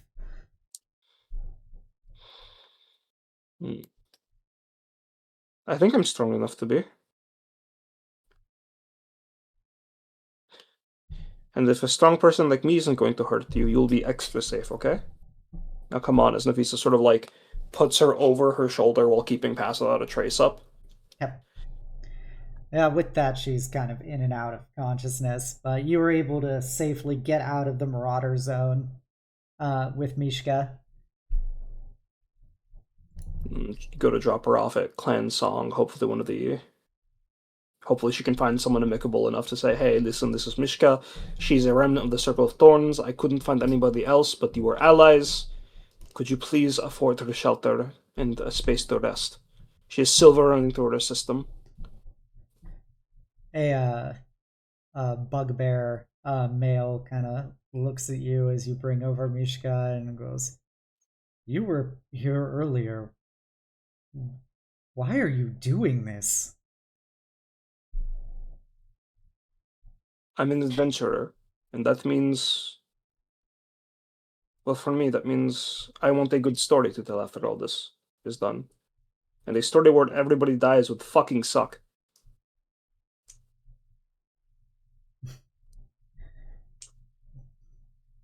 I'm sorry, I've had a lot of people ask me that question lately. I'm very tired. All right then.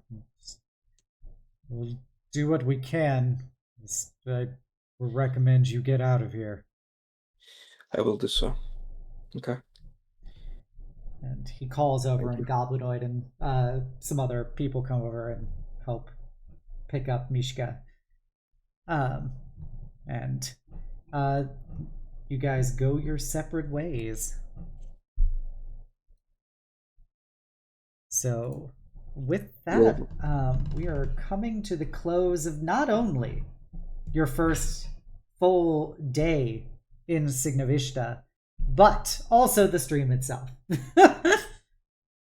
There was a lot that went down tonight. So I hope you guys all had fun.